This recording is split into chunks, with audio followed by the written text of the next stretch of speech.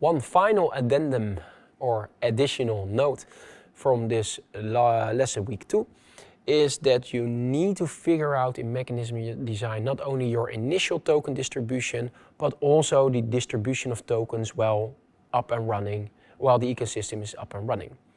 So what do I mean with that? A good example of this would also be Bitcoin, for example, where Satoshi Nakamoto actually decided that the first movers would gain more advantage than the laggards. How do you see this? For example, the Bitcoin halvening mining reward. So the first miners got rewarded way more Bitcoins for a valid block, other than the miners coming after 4 years, for example. So we would start with 50 Bitcoins, eventually moving towards 25, 12.5, etc. and such. So we're now on the brink of the next halvening, I think in approximately 20 days or so. So a very interesting time to be in. But you need to keep those design principles in mind when figuring stuff out. And this means that you can't be perfect in all fronts, most likely, if you tackle these problems alone. So an example, once again, would be Bitcoin in this case, where Satoshi Nakamoto has approximately 1 million Bitcoin for him, her, or themselves.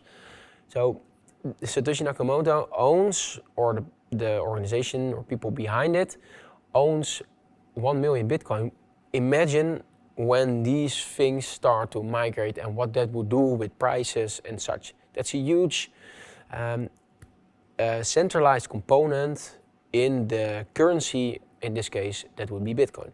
So when mechanism designing, stuff like that, try to give it your best in your field assignment.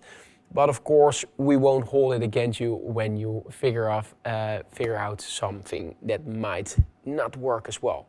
A very good model to run through your design would be the cut model. I think it's originally from Berkeley. We use it sometimes as well to calculate how would stuff or how would transaction, how would value move through your systems. Are there like hoarders in your system that are keep getting bigger, bigger, bigger? Is the distribution fast enough of your tokens? And do you have a healthy ecosystem? Does it balance itself out, or will it slowly move towards one direction and possibly into a direction that's not desired?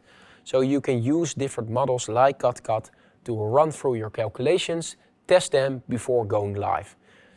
And that's a benefit that, for example, Satoshi not had in the way we currently have it. So use those tools when designing. So for your field assignment or for your final assignment for during this minor, that's not necessary.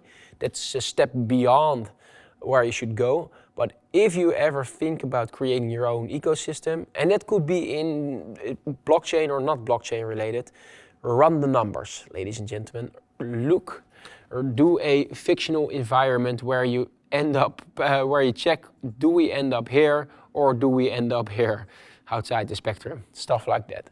So that's all about token economics. Well, about cryptocurrencies and token economics. For this week, I think you've learned more than enough. Hopefully, you'll gain a better understanding of what different types of tokens there are, what functionalities they have, and most importantly, what role they play in building entirely beautiful ecosystems, eventually leading up to new paradigms for future societies. We will see you in week 3, where we're going to discuss all about new forms of governance that can be built on systems like this.